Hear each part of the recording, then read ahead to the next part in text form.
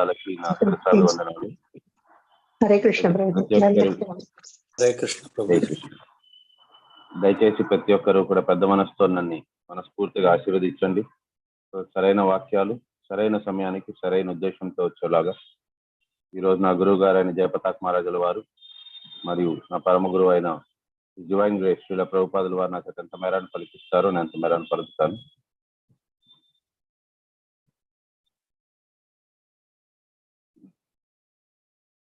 ఓం అజ్ఞానతిమిరంధస్య జ్ఞానాంజనశలాకయ చక్షురున్మిలితం యేన తస్మై శ్రీ గురవే నమః.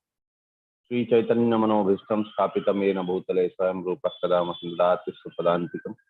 హే కృష్ణ కరుణా సింధు దీనబంధు జగత్పతే గోపేష్ గోపికా కాంత రాధా కాంత నమోస్తుతే. సప్త కాంచన గౌరాంగి రాధే వృందావనేశ్వరి వృషభానుసుతే దేవి ప్రణమామి హరిప్రియ. వాంఛాకల్పతరుభ్యశ్చ కృపా సింధుభ్య ఏవ చ పతితానాం పావనేభ్యో వైష్ణవేభ్యో నమో నమః.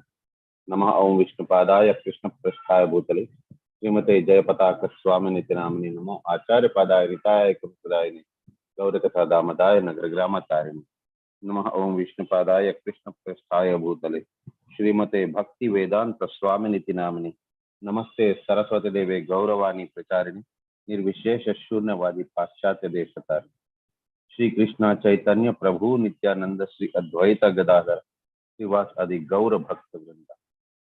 हरे कृष्ण कृष्ण कृष्ण हरे हरे हरे राम राम राम हरे.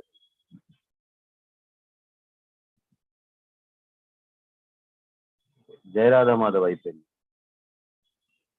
కాలేదు ప్రభుజీ. ఎవరైనా జయ రాధా మాధవ అయిపోయాయి ప్రభుజీ. హరే కృష్ణ ప్రణామం. జయ రాధా మాధవ అన్నీ ఓం నమో భగవతే వాసుదేవాయ అయిపోయాయి ప్రభుజీ. 3వ స్కందం 14వ అధ్యాయం 39వ శ్లోకం శ్రీమద్ భాగవతం. భవిష్యతస్వ భద్రావభద్రే జాఠరాధమౌ లోకాన్ సపాలాం స్త్రీ క్షణీంద్ర లోకాన్ సపాలాం స్త్రీం Chandi muhurakrandayishyatah. Translation: O haughty one, you will have two contemptuous sons born of your condemned womb.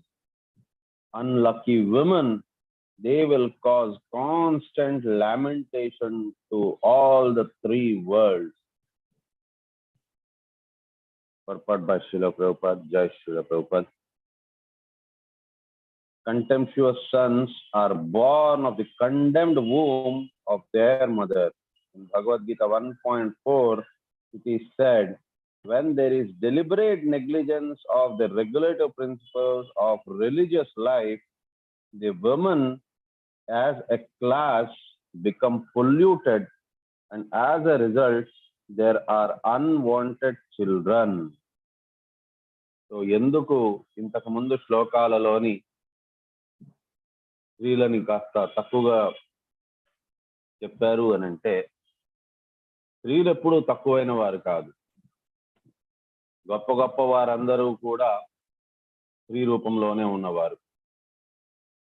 ధనంకి అధిపతి లక్ష్మీదేవి, సో ఫైనాన్స్ మినిస్ట్రీ ఆవిడ స్త్రీయే. నెక్స్ట్ హోమ్ మినిస్ట్రీ, అందరి పాలనా పోషణ శ్రీమతి రాధారాణి. యాక్చువల్గా భక్తి మార్గానికి తీసుకొచ్చేదానికి అంతరంగిక శక్తి భగవంతుడిది. సో అది కూడా స్త్రీయే, ఆవిడ కూడా స్త్రీయే. అండ్ నెక్స్ట్ చదువుకి అధిపతి అయిన సరస్వతి దేవి, ఆవిడ కూడా స్త్రీయే. కాకపోతే వారంతా కూడా ఉచ్చకోటి స్త్రీలు. ఉచ్చకోటి స్త్రీలు అని అంటే ఎవరనంటే భక్తులు అయిన వారు, భక్తి మార్గంలో ఉన్నవారు. ఎవరైతే ఈ పరమ సత్యం తెలుసుకోనున్నారో, కృష్ణుడు దేవాది దేవుడని, మనమందరం కూడా వారి దాసులమని, వారు ఎవరైనా సరే కూడా కావచ్చు, వారు ఉచ్చకోటి వారు. వారందరూ కూడా వైష్ణవుల కిందకి పరిగణనలోకి తీసుకోవాలి. వారు ఏ రకంగా కూడా వారిని తక్కువ స్థాయిలోని చూసేదానికి లేదు. వారు ఎవరైనా సరే కూడా వారు ఉత్తమ శ్రేణికి చెందిన వారు. సో ఈ రకంగా వారిని మనము ట్రీట్ చేయాలి. మరి అలాంటప్పుడు ఎవరైతే భక్తులు కారో అటువంటి వారి సంగతి ఇక్కడ చెప్తున్నారు. సో భక్తులు ఎవరైనా సరే కూడా, వారు స్త్రీలు కావచ్చు, ఎవరైనా కావచ్చు, వారి బాహ్యమైన రూపాన్ని చూసి మనం ఎప్పుడూ కూడా అంచనా వేయకూడదు. ఈవెన్ మనకి నెక్టర్ ఆఫ్ ఇన్స్ట్రక్షన్ ఉపదేశామృతంలో ఇచ్చినారు.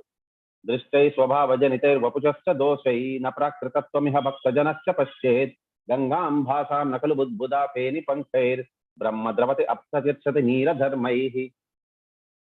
అంటే దృష్టై స్వభావజనితైర్ వపుషశ్చ దోషై, వారిలోని చూసేదానికి ఏదైనా లోపాలుగా కనిపించవచ్చు, వారు ఏదైనా ఒక రూపాన్ని ధరించి ఉండొచ్చు, వారిలోని ఎన్నో అవలక్షణాలు ఉండొచ్చు.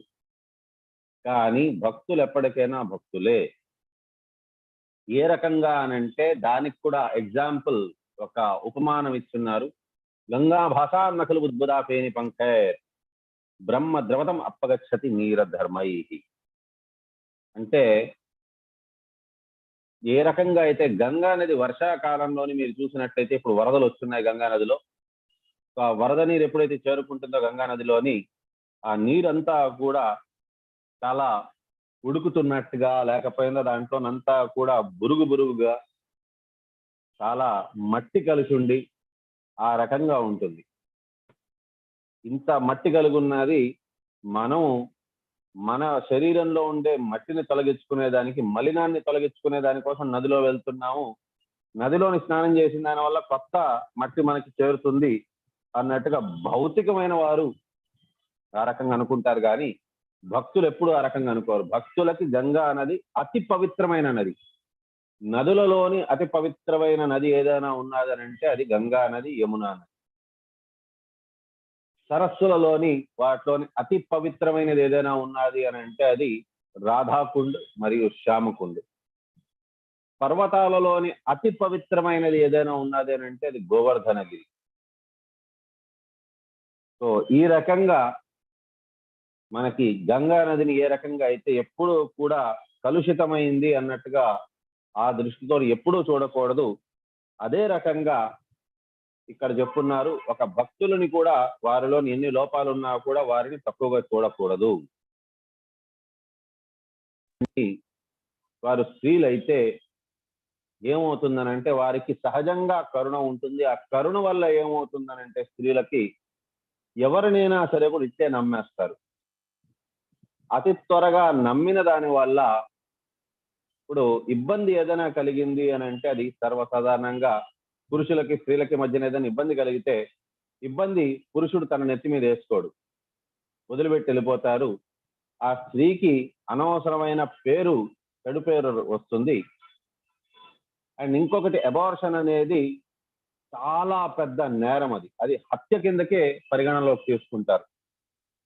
చిన్న చిన్న చేతులు, చిన్న చిన్న కాళ్ళు, చిన్న మొహము, చిన్న శరీరము గర్భం లోపల ఉంటుంది. జస్ట్ బికాస్ వారి ముఖం మనం చూడలేదు, ఇంకా మనకి వారి పట్ల అనుబంధం అనేది పెరగలేదు కాబట్టి వారిని అబార్షన్ చేయించడం అనేది సరైన పద్ధతి కాదు. అబార్షన్ అంటే మామూలుగా యుథనేషియా కాదు. అంటే వారికి ఒక మత్తు పదార్థం ఒకటి ఇచ్చేసి మెల్లిగా వారికి తెలియకుండా ఆ రకంగా కాదు. వారికి సంపూర్ణమైన చైతన్యం అనేది వచ్చేసి ఉంటుంది. ఆత్మ అనేది ప్రవేశించిన తర్వాత చైతన్యం అనేది వచ్చేస్తుంది గర్భం లోపల ఉండే శిశువుకి. ఆ శిశువు ఎప్పుడైతే ఫోర్సెప్స్ అవంతా గర్భం లోపలికి వెళ్తుందో ఆ శిశువు తప్పించుకునేదానికి విశ్వ ప్రయత్నాలు చేస్తూ ఉంటారు. కానీ అక్కడ ఉండేది చాలా చిన్న రూమ్ ఉంటుంది, చాలా తక్కువ స్పేస్ ఉంటుంది. ఆ తక్కువ స్పేస్ లోని ఎక్కడికి కదలలేక ఫైనల్లీ ఆ ఫోర్సెప్స్ దగ్గర ఆ ఫోర్సెప్స్ ఏది అందితే దాన్ని, కొన్నిసార్లు చేతులు ఫస్ట్ అందుతుంది, ఎందుకంటే తల కిందన కాళ్ళు పైన భాగంగా ఉంటుంది శిశువుకి. సో ఫస్ట్ ఫోర్సెప్స్ ఎప్పుడైతే పెడతారో తల వారికి దొరుకుతుంది. ఆ తలని పట్టుకొని ఫోర్సెప్స్ తో లాగేసరికి కొద్దిపాటు శ్రమ కూడా లేకుండా కొద్దిపాటు లాగేసరికి తల మొండంతో వేరైపోతుంది. లేకపోయినా చేతులు కొన్నిసార్లు తగులుతుంది. సో ఆ చేతులు ఒక్కొక్కటిగా ముక్కలు చేసేసి ముక్కలు ముక్కలు ముక్కలు ముక్కలుగా తీస్తారు. ఇది ఘోరాతి ఘోరమైన హత్య ఇది. సో ఈ రకంగా ఎప్పటికీ చేయకూడదు. వారికి నరకలోకాల్లోనే వారికి స్థానం దక్కుతుంది. అటువంటి వారికి ఎప్పుడు ఇటువంటి చేయరాదు. అండ్ సెకండ్లీ, ఒకవేళ గర్భాన్ని ఇది గర్భపాతం చేయించలేదు అని అంటే మరి అలాంటప్పుడు ఏమవుతుంది అని అంటే వారికి అనవసరమైన అవాంఛితమైన సంతానం కలుగుతారు. దాన్ని వర్ణ సంకరం అంటారు. కాబట్టి దానికి కారణం ఏంటి అని అంటే స్త్రీ యొక్క కరుణ స్వభావం. వారు కరుణ, జాలి, ఇతరులని నమ్మే స్వభావం, వారి మంచితనమే వారికి ఇబ్బంది కలిగించే రకంగా అవుతుంది. సో అందుకోసమని ఈ రకంగా ఇక్కడ చెప్పున్నారు. ఇదే మాట అర్జునుల వారు కూడా మొదటి అధ్యాయంలో కృష్ణుని అడిగారు. ఒకవేళ నేను గాని ఇక్కడ పురుషుల్ని నేను సంహరించినట్లయితే ఆ యోధులు అయిన వారి యొక్క స్త్రీలు వారి ఇంకెవరైనా సరే కూడా మగవారు ఏదైనా చెప్తే వారి మాటల్లోని అమాయకంగా వారు పడిపోయి అవాంఛనీయమైన సంతానాలు దానివల్ల కలిగే అవకాశం ఉంది. వర్ణ సంకరం అనేది కలిగే అవకాశం ఉంది. ఆ వర్ణ సంకరానికి కారకులు ఎవరు అని అంటే మళ్ళీ నేనవుతాను. కాబట్టి ఎవరి వల్ల అయితే ఈ రకంగా అవాంఛనీయ సంతానం కలిగారో లేకపోతే వర్ణ సంకరం కలిగారో వారికి కూడా యమలోకంలోనే వారికి చోటు ఉంటుంది. సో అందుకోసమని అది కృష్ణుణ్ణి అడగడం అనేది జరిగింది. This is especially true for boys. If the mother is not good, there cannot be good sons. So యాక్చువల్గా స్త్రీలు అనేది కూడా ఒక రకంగా ఆడపిల్లలు పుట్టడం అనేది కూడా ఒక రకంగా వరం. ఎందుకు అనంటే ఈ రకంగా సమయము, సందర్భము అవంతా వేళ విశేషం అవేవి చూడకుండా కేవలం ఏదో ఒక పిల్లలు కనేయాలి అనే ఉద్దేశంతో ఎప్పుడైతే స్త్రీలు, పురుషులు అంటే భర్త, భార్యలు ఈ రకమైన కామ వాసనలతోని వారు ఎప్పుడైతే కలుస్తారో అప్పుడు పుట్టబోయే పిల్లలు సంతానం అవాంఛనీయ సంతానమే అవుతారు. అందులోని వారు మగపిల్లల్లాగా పుడితే శ్రీల ప్రభుపాదులు వారు చెప్తున్నారు చాలా చాలా డేంజరస్ క్వాలిటీతో ఉన్న వాళ్ళు అవుతారు అని. So if the mother is not good, there cannot be good sons. తల్లి ఒకవేళ సద్బుద్ధి కలిగి భక్తి కలిగిన వారు అయితే మాత్రం ఇబ్బందే లేదు. కానీ అదే తల్లి భక్తిలోని లేరు అని అంటే మాత్రం ఖచ్చితంగా ఇబ్బంది. The learned Kashyapa could foresee the character of the sons who would be born of the condemned womb of the sea. ఇక్కడ ఆ గర్భాన్నే శాపగ్రస్తమైన గర్భము అని అంటున్నారు. సో పుట్టబోయేవారు ఎవరో కాదు, హిరణ్యాక్షుడు, హిరణ్యకశ్యపుడు అనే అతి పెద్ద రాక్షసులు పుట్టబోతారు అని చెప్పని ఎక్కడి నుంచి అయితే వారు ఈ లోకానికి రాబోతున్నారో అది శాపగ్రస్తమైన చోటే. అది దితీదేవి ఇంత గొప్ప పతి భక్తి కలిగిన ఒక పతివ్రత స్త్రీ. And at the same time రుద్రుల వారి యొక్క భక్తురాలు.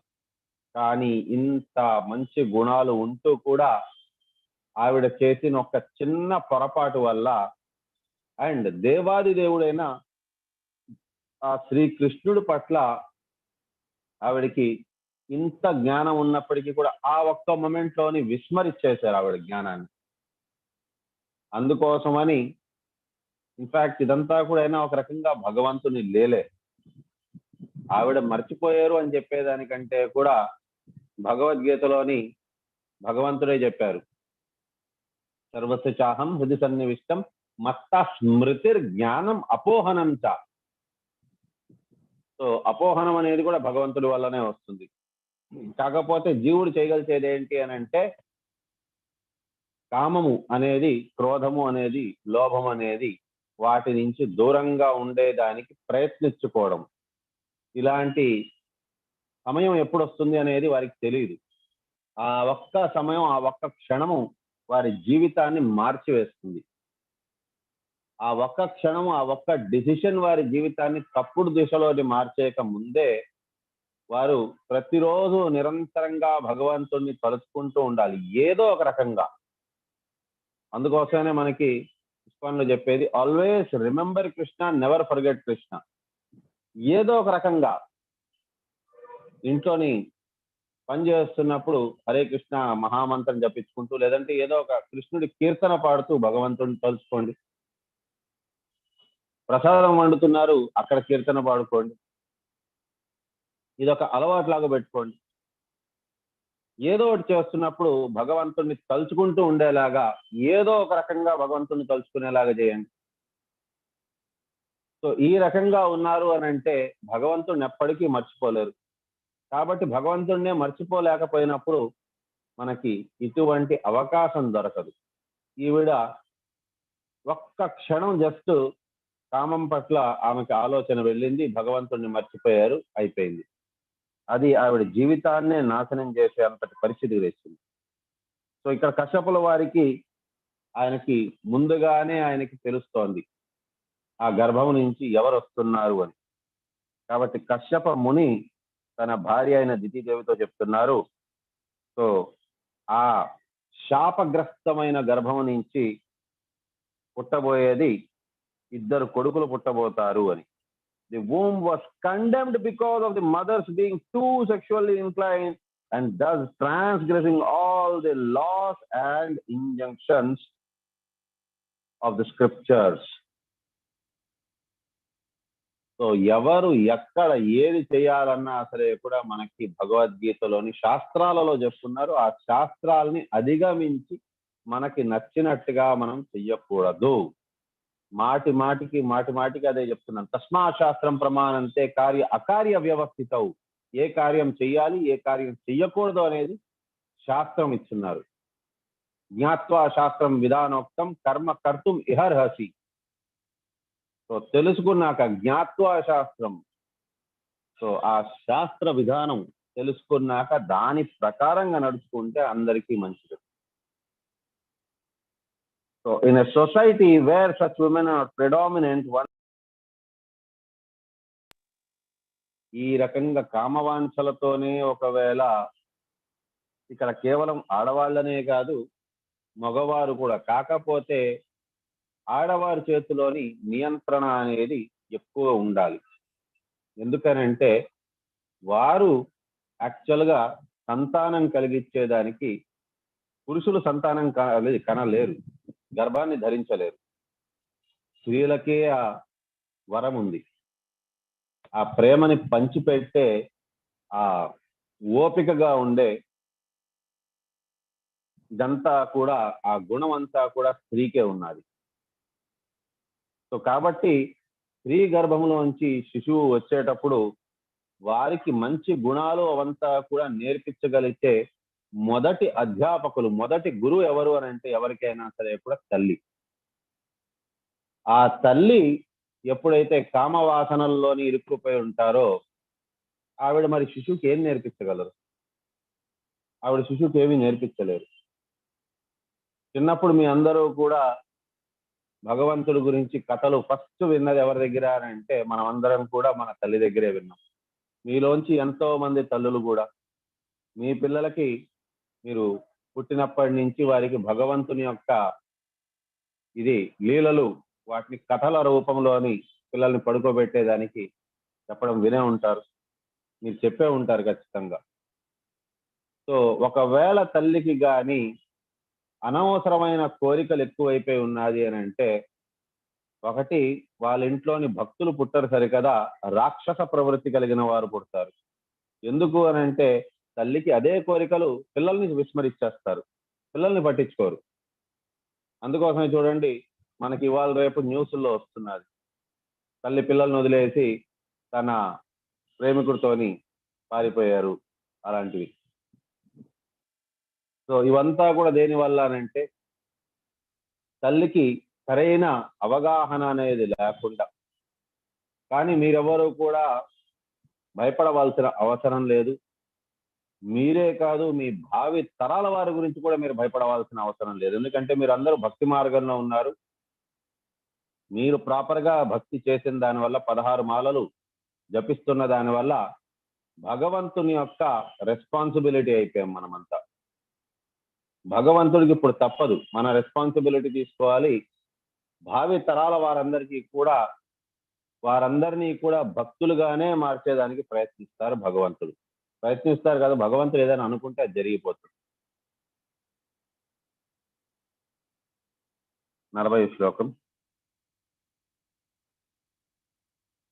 ప్రాణినాం అన్యమానానాం దీనానాం కృతాగతాం స్త్రీణాం మృగహమాణానాం కోపితేషు మహాత్మసు. Translation: They will kill poor, faultless living entities, torture women, and enrage great souls. Purport by Srila Prabhupada. Jai Srila Prabhupada. Demoniac activities are predominant when innocent, faultless living entities are killed. Women are tortured, and the great souls engaged in Krishna consciousness are enraged. In a demoniac society, innocent animals are killed to satisfy the tongue, and women are tortured by unnecessary sexual indulgence. Where there are women and meat, there must be liquor and sex indulgence. When these are predominant in the society, by God's grace, one can expect a change in the social order by the Lord himself or by his bona fide representative. ఈ ఆఖరి paragraph, ఆఖరి line అద్భుతమైనది. So ఇక్కడ దాకా మనకి కష్టాలు, బాధలు మాత్రమే కనిపిస్తున్నాయి. సో ఎప్పుడైతే ఇటువంటి వారు పుడతారో వారు ఆ దేశమే కాదు, అక్కడ ఉండే వారందరికీ కూడా కష్టాలు తెచ్చిన వారే అవుతారు. వారితో పాటు అసోసియేట్ అయిన వారందరూ కూడా లోకానికి భారమే. కాబట్టి అటువంటి వారితో పాటు సాంగత్యం ఎప్పటికీ చేయొద్దు అని అంటారు. లౌకికమైన ఆలోచనలు ఉండే వారి పట్ల సాంగత్యం, ఇంగ్లీష్ లో కూడా అదే అన్నారు, better be alone than in a bad company. కానీ బ్యాడ్ కంపెనీ అంటే అర్థం ఏంటి అని అంటే మనకి చెప్పున్నారు నెక్టర్ ఆఫ్ ఇన్స్ట్రక్షన్ లో. మళ్ళీ ఏంటి అని అంటే చెడు సాంగత్యం నుంచి దూరంగా ఉండాలి. అత్యాహార ప్రయాస ప్రజల్పో నియమాగ్రమ జనసంఘస్య లౌల్యంచ సద్భిర్భక్తి వినశ్యతి. సో జనసంఘస్య అంటే భౌతికమైన విషయవాంఛల పట్ల ఆసక్తి కలిగిన వారి సాంగత్యం నుంచి దూరంగా ఉండడం. నేను కాస్త ఫ్రెండ్షిప్ కోసమనే కదా మనకి కాస్త మంచివారు దొరుకుతారు అని అనుకొని ఇటువంటి వారితో మిత్రత్వం చేసుకోవడం అనేది చాలా చాలా డేంజరస్. సో అటువంటి వారు ఎవరితో పాటు కలిసి ఉంటారో వారందరికీ ఇబ్బందులే కలుగుతాయి, వారి క్యారెక్టర్ మారిపోతుంది. సో ఈ రకంగా ఇక్కడ చెప్పున్నారు, demoniac activities are predominant one innocent faultless living entities are killed. So అటువంటి వారు సంహరించుతారు అనవసరంగా అమాయకులని, ఆడవారిని ఇబ్బంది కలిగిస్తారు, అండ్ భక్తులనికి వారికి ఆగ్రహాన్ని కలిగిస్తారు. ఇక్కడ మీరు గమనించినట్లయితే ఎస్పెషలీ ఎంటైర్ భారతదేశంలోని అన్నిటికంటే కూడా లోయెస్ట్ వెజిటేరియన్ పీపుల్ ఇది అంటే నాన్ వెజిటేరియన్ హైయెస్ట్ ఉండేది, వెజిటేరియన్స్ చాలా తక్కువ ఉండే స్టేట్ ఏది అని అంటే ఫస్ట్ తెలంగాణ. జస్ట్ 2% ఉన్నారు వెజిటేరియన్స్. నెక్స్ట్ వచ్చేది ఆంధ్రప్రదేశ్, జస్ట్ 3% ఉన్నారు వెజిటేరియన్స్. మిగతా వాళ్ళందరూ నాన్ వెజిటేరియన్స్. అంటే ఇక్కడ వాళ్ళందరూ కూడా ఎంత లాన మునిగిపోయి ఉన్నారు అని అంటే వాళ్ళ భోగ విలాసాలు మరియు వారి జిహ్వా చాపల్యం కోసమని అనవసరమైన జీవ జంతువుల సంహరణ అనేది చేస్తున్న వారు ఎంత ఎక్కువ అయిపోయారు అని అంటే అది కేవలం వారి యొక్క జిహ్వా చాపల్యం, నాలికకి రుచిచ్చే దానికోసమని. అది కూడా రుచి ఎప్పటికీ పర్మనెంట్గా ఉండిపోదు, కొంతసేపు మాత్రమే ఉంటుంది. అది కూడా అసలు రుచి అనేదే కాదు, అసలు దాని వాసనతోనే వామిటింగ్ వస్తుంది. అటువంటి ఫుడ్ని, అటువంటి జీవుణ్ణి సంహరించుకొని ఆహారం లాగా భుజిస్తూ ఉంటారు. అండ్ ఆడవారిని ఎక్కడైతే when the women are tortured by unnecessary sexual indulgence, so ఆడవారికి నచ్చని విధంగా వారితోని సో శారీరక సంబంధాలు వాటి కోసమని ఇబ్బంది పెట్టడము అవి ఎక్కడైతే జరుగుతుందో, ఈ రెండు ఎక్కడైతే ఉంటాయో ఖచ్చితంగా మద్యము మరియు వారికి శారీరక సంబంధాలు కలిగించుకునేది వారికి నచ్చని విధంగా ఆ రకంగా అంతా కూడా జరుగుతుంది. When these are prominent in society, by God's grace, one can expect a change in the social order. So ఈ రకంగా ఎప్పుడెప్పుడైతే యదా యదా హి ధర్మస్య గ్లానిర్భవతి భారతార్థం అని చెప్పని భగవంతుడు చెప్పారు. సో ఎప్పుడెప్పుడైతే ఇబ్బంది కలుగుతుందో, ధర్మము అని అంటే భగవద్భక్తి, భక్తి మీద ఎప్పుడైతే ఇబ్బంది కలుగుతుందో, సో అప్పుడు ఏదర్ భగవంతుడు వస్తారు, లేదు అని అంటే తన గొప్ప భక్తుడిని పంపిస్తారు, ఒక గురువుని పంపిస్తారు. అమెరికాలోని ఒకప్పుడు అరాజకం అనేది బాగా ఎక్కువ ఉన్నింది. అక్కడ అందరూ కూడా హిప్పీ మూమెంట్ అనేది నడుస్తూ ఉన్నింది. సో ఆ రకంగా ఒకవేళ కొనసాగుంటే అతి త్వరలో నా దేశం నాశనం అయిపోయి ఉంటుంది. అండ్ ఇండియా, మనం భారతదేశంలోని అందరూ కూడా అమెరికాని ఫాలో అవుతూ ఉంటారు. ఇండియాలో కూడా ఈ మూమెంట్ వచ్చి పులిని చూసి నక్క వాత పెట్టుకున్నది అన్నట్టుగా, సో అమెరికాని చూసి మన భారతదేశంలోనూ కూడా ఈ రకంగా జనాలు హిప్పీ మూమెంట్ని తెచ్చుంటారు. దానివల్ల మన భారతీయ సంస్కృతి అనేది నాశనం అయిపోయి ఉంటుంది. కానీ శ్రీల ప్రభుపాదుల వారు అమెరికాకి వెళ్ళారు. ఎవరు పంపించారు అని అంటే సాక్షాత్ కృష్ణుడే పంపించారు అతన్ని. కృష్ణుడు పంపించలేదు, యాక్చువల్గా కృష్ణుడే దగ్గరుండి మరీ తీసుకెళ్లారు. అతనితో పాటే ఉన్నారు, శ్రీల ప్రభుపాదుల వారి పక్కనే ఉన్నారు అనుక్షణము. ఎక్కడికి వెళ్ళినా సరే కూడా చాలా జాగ్రత్తగా తీసుకొని వెళ్ళారు. అతనికి ఆ శక్తిని ప్రసాదించారు, వాక్చాతుర్యాన్ని. మాట్లాడి ఇంతమంది హిప్పీస్ని హ్యాపీస్గా మార్చారు. సో శ్రీల ప్రభుపాదుల వారు వారిని అడిగారు, మీరు ఈ మాదక పదార్థాలు ఎందుకు తీసుకుంటున్నారు అని అంటే, వారు అన్నారంట, మేము బాగా పైకి వెళ్ళిపోతాం ఇది తీసుకుంటే అని. ఓకే, దాని తర్వాత ఏమవుతుంది అని అంటే అక్కడ కొంతసేపు ఉంటాం ఆ హైలోని. మరి దాని తర్వాత ఏమవుతుందని అంటే, దాని తర్వాత ఏముంది, మత్తు దిగినాక మేము కూడా కిందకు వచ్చేస్తామని. సరే, నేను మీకు ఇంకొక మాదక పదార్థం ఇస్తాను, దేన్నైతే మీరు ఒకసారి తీసుకున్నాక పైకి వెళ్తారు, అంత పైన ఉంటారు, ఆనందమే ఆనందం వస్తుంది, కానీ మళ్ళీ కిందకి రావాల్సిన అవసరం లేదు. అదేదో మాకు ఉంటే ఇవ్వండి, మేమంతా డ్రగ్స్ కోసం వెతుకుతున్నాం, ఇవ్వండి ఇవ్వండి అని అంటే శ్రీల ప్రభుపాదుల వారు వారికి హరే కృష్ణ మహామంత్రాన్ని నేర్పించారు. హరే కృష్ణ కృష్ణ కృష్ణ హరి హరి, హరి రామ రామ రామ హరి హరి అని జపించండి, గట్టి గట్టిగా కీర్తన చేయండి, నాట్యం చేయండి విగ్రహాల ముందు అన్నారు. సో ఈ రకంగా ఎన్నో ట్రై చేసాము, ఇదొకటి కూడా ట్రై చేద్దామని చెప్పని చేశారు వారు. చేసిన వారికి నిజంగానే దాంట్లోని ఆనందం కనిపించింది. ఇప్పటికీ టైమ్ స్క్వేర్ దగ్గర మొదటి రథయాత్రాది వీడియో మనకి యూట్యూబ్లో కూడా దొరుకుతుంది, చూడండి. అక్కడ ఉండే హిప్పీస్ ఎవరైతే పొడుగ్గా జుట్టు పెంచుకొని ఉన్నారో వారందరూ కూడా ఆనందోల్లాసాలతోని జగన్నాథ స్వామి రథం ముందు నాట్యం ఆడుతున్నారు. సో ఈ రకంగా చేస్తూ వచ్చారు. దానికి ఇంకొక కారకుడు ఎవరు అని అంటే జయానంద్ ప్రభు అని. అతను రథానికి డిజైన్స్ అవంతా కూడా అతనే చేసేది. సో అతను కూడా ఉత్తమ శ్రేణి భక్తులు. సో ఈ రకంగా చేసిన దాని వల్ల ఎంతో మంది హిప్పీస్ని హ్యాపీస్గా మార్చారు. సో ఇక్కడ చెప్పేది ఏంటి అని అంటే, సో ఎయిదర్ కృష్ణుడు లేదనంటే అతని యొక్క రిప్రజెంటేటివ్, ఒక గురువు, ప్రామాణిక గురువు ఒకరు వస్తారు.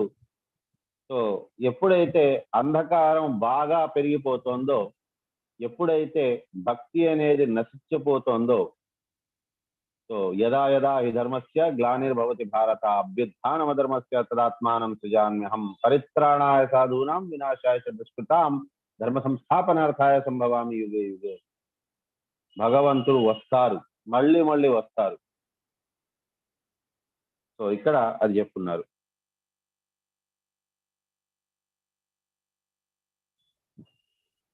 41వ శ్లోకం. తదా Visweswara క్రుద్ధో భగవాల్లోక భావనః హనిష్యత్వవతీయాసౌ యథాద్రీన్ శతపర్వధృక్. Translation: At the time the Lord of the universe, the Supreme Personality of Godhead, who is the well-wisher of all living entities, will descend and kill them, just as Indra smashes the mountain with his thunderbolt. అద్భుతమైన ఉపమానం ఇచ్చారు. ఇంద్రుల వారికి అంత పెద్ద కొండని పగలగొట్టడం అనేది ఒక లెక్కే కాదు. తన వజ్రాయుధంతో జస్ట్ ఊరికనే అలాగా ముట్టించినట్టుగా చేస్తే ఎంత పెద్ద కొండ అయినా సరే కూడా మట్టి మట్టిగా అయిపోవాల్సిందే. Purport by Srila Prabhupada, Jai Srila Prabhupada. As stated in Bhagavad Gita 4.8, the Lord descends as an incarnation to deliver the devotees and kill the miscreants. యాక్చువల్గా భగవంతుడు రాక్షస సంహారాని కోసమని రావాల్సిన అవసరం లేదు. అది ఎవరైనా భక్తులు వైష్ణవులు ఇబ్బందిగా ఉన్నారు అని అంటే వారి యొక్క కోపంతోనే యాక్చువల్గా నాశనం అయిపోతారు. కానీ బ్రాహ్మణులు అనేవారు, భక్తులు అనేవారు, వైష్ణవులు అనేవారు సహజంగానే వారు సహిష్ణుగా ఉంటారు. సో భగవంతుడు యాక్చువల్గా వచ్చేది తన భక్తులకి ఆహ్లాదాన్ని ఇచ్చేదానికోసమని. So the Lord of the universe and everything would appear to kill the sons of Diti because of their offending the devotees of the Lord. యాక్చువల్గా చెప్పాలి అని అంటే భగవంతుడికి ఎవరి పట్ల ద్వేషము లేదు, ఎవరి పట్ల కూడా రాగము లేదు. సమోహం సర్వభూతేషు నమే ద్వేషోస్తి న ప్రియః ఏ భజంతి తు మాం భక్త్యా మైతు తేషు చాప్యహం. సో అందరికీ సమానంగా ఉంటాను అని అంటున్నారు భగవంతుడు. సమోహం సర్వభూతేషు, ఒకరికి కాదు ఇద్దరికి కాదు, సర్వభూతాలకు అందరికీ కూడా సమానంగా ఉన్నాను. నమే ద్వేషోస్తి న ప్రియః, ఎవరిని ద్వేషించను, ఎవరు నాకు అతి ప్రియము కాదు. కానీ ఏ భజంతి తు మాం భక్త్యా, భగవంతుడిని ఎవరైతే భక్తితో కొలుస్తారో మైతు తేషు చాప్యహం, వారు నాలో ఉంటారు, నేను వారిలో ఉంటాను అని అంటున్నారు. అటువంటి వారంటే స్పెషల్ ఎఫినిటీ ఉన్నది. అటువంటి వారికి ఎవరైనా ఇబ్బంది కలిగించారు అని అంటే మాత్రం భగవంతుడు అక్కడ అవతరిస్తారు వారిని సంహరించేదానికోసం. భగవంతుడికి వారి పట్ల ద్వేషం లేదు. There are many agents of the Lord such as Indra, Chandra, Varuna, Goddess Durga and Kali who can chastise any formidable miscreants in the world. ఇంత మంది ఉన్నారు భగవంతుడికి సేనలోని, ఎవరో ఒకరికి వచ్చి పంపించేయచ్చు, వెళ్ళే చూసుకోరా, వాళ్ళని సంహరించే భారం వారి భూమికి అని చెప్పచ్చు.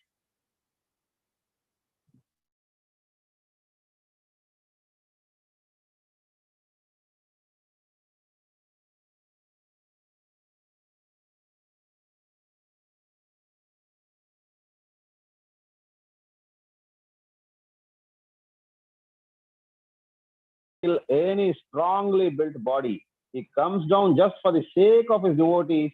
Even everyone is a subject of miseries offered by material nature, but because of the activities of the miscreants, such as the killing of the innocent people and animals or torturing women, are harmful for everyone and therefore a source of pain for the devotees, the Lord comes down.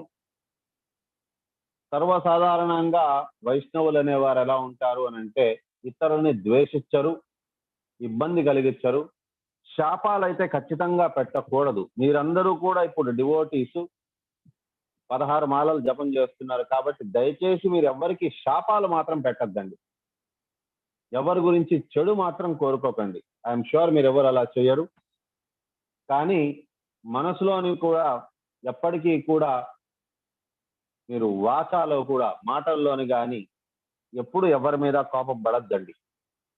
ఎందుకనంటే మీ పట్ల special అనుకంపం ఉంటుంది భగవంతుడికి. మీరు ఎవరి పట్లైనా సరే కూడా ఎంత చెడు వారైనా కావచ్చు, కానీ వారి పట్ల ద్వేషం చూపించారు అని అంటే భగవంతుడు వారిని నాశనం చేసేసే అవకాశం ఉంది. భక్తులు అనేవారు ఎవరు అని అంటే, వైష్ణవులు అనేవారు ఎవరంటే పర దుఃఖ దుఃఖి, పర దుఃఖ సుఖి కాదు. ఇతరులు కష్టాల్లో ఉంటే వారిని చూసి ఆనందపడేవారు కాదు. వారి శత్రువు అయినా సరే కూడా వారు దుఃఖంలో ఉన్నారు అని అంటే వీరు కూడా దుఃఖిస్తారు. అయ్యో అతను ఎలాగ దుఃఖంలో ఉన్నారే, ఆయన ఎలా కాపాడేది. భౌతికమైన దుఃఖం కాదు, ఆధ్యాత్మికమైన దుఃఖం. మిగతా లోకంలో ఉండే వారందరినీ చూడండి, నిజంగా కొన్నిసార్లు చూస్తే ఈ ఆదివారం పూట బయటకు వెళ్దామని అంటే, ఆదివారమే కాదు ఎప్పుడు వెళ్ళినా సరే కూడా ఆ కోడుల్ని వాటన్నిటినీ కూడా ఒక కమోడిటీ లాగా, అంటే ఏదో చీపురు పట్టుకెళ్తున్నట్టుగా ఆ రకంగా తలకిందలుగా పట్టుకొని ఆ రకంగా పట్టుకెళ్తారు. ఎన్ని ఇబ్బందులు ఫేస్ అవుతుందనేది చూడరు. దాని కేవలం జిహ్వా చాపల్యం కోసమని, వారి నాలికకి రుచి కావాలి అనే ఉద్దేశంతో వాటిని సంహరిస్తారు. ఎన్నిసార్లు వారు ఎన్ని కోడల్ని లేక ఎన్ని మేకల్ని, ఎన్ని జీవులను వారు ఈ రకంగా సంహరించుకొని తింటున్నారు.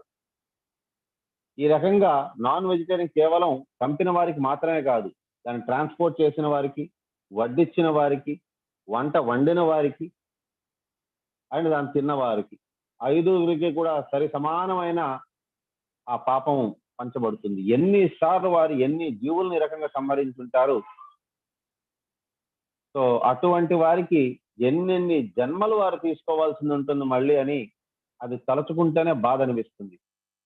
వారికి చిన్నప్పటి నుంచి చెప్పేవారు ఎవరు లేరు ఇది చేయడం పాపము అని.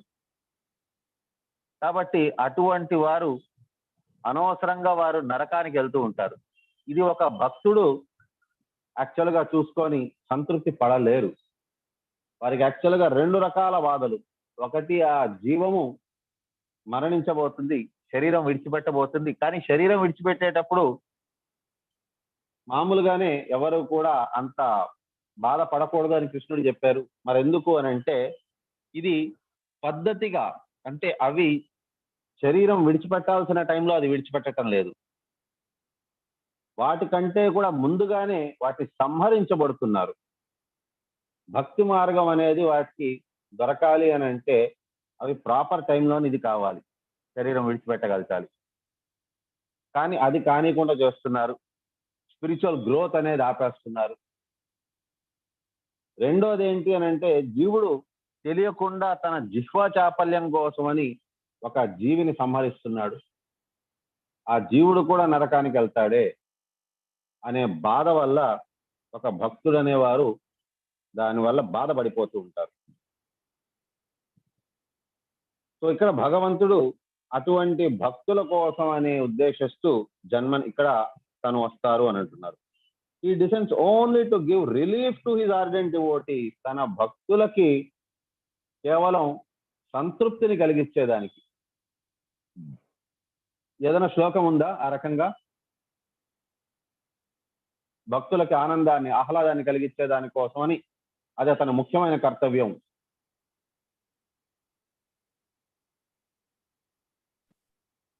హరే కృష్ణ. పరిత్రాణాయ సాధూనాం పరిత్రాణాయ సాధూనాం వినాశాయ చ దుష్కృతాం ధర్మ సంస్థాపనార్థాయ సంభవామి యుగే యుగే. అదొకటి. అండ్ అనన్యా చింతయంతో మాం ఏ జనా పర్యుపాసతే తేషాం నిత్యాభియుక్తానాం యోగక్షేమం వహామి అహం. సో అతను భగవంతుడు వచ్చేది తన భక్తులకి ఏదైతే లేదో అది ఇచ్చేదానికి, ఉన్నదాన్ని పరిరక్షించేదానికి. అండ్ పరిత్రాణాయ సాధూనాం వినాశాయ చ దుష్కృతాం. ఒరిజినల్లీ వచ్చేది భగవంతుడు పరిత్రాణాయ సాధూనాం, శిష్ట రక్షణ కోసమని. Since the Lord is absolute, there is no difference between his activities of killing the miscreants and favoring the devotees. భగవంతుడు రాక్షసులకి, దుష్టులని శిక్షించేదైనా లేక భక్తులని కాపాడేదైనా సరే కూడా రెండూ ఒకటే. సో భగవంతుడు భక్తులకి ఆహ్లాదాన్ని మాత్రం కలిగించేదాని కోసం ముఖ్యంగా వస్తారు. సో ఈ రకంగా భగవంతుడిది సర్వము, దివ్యమైనటిది. జన్మ కర్మ చమే దివ్యం ఏవం యో వేత్తి తత్వతః తత్వాదేహం పునర్జన్మ నైతి మామేతి సోర్జున. భగవంతుని యొక్క జన్మ, భగవంతుని యొక్క కర్మ సర్వము కూడా దివ్యమైనటిది. ఇక్కడతోనే మనం విరామం తీసుకుందాం, మిగతాది రేపు చూద్దాం. వాంఛాకల్పతరుభ్యశ్చ కృపా సింధుభ్య ఏవ చ పతితానాం పావనేభ్యో వైష్ణవేభ్యో నమో నమః. అనంతకోటి వైష్ణవ వృందకి జయ హో. నామాచార్య శ్రీ హరిదాస్ ఠాకూర్ की जय.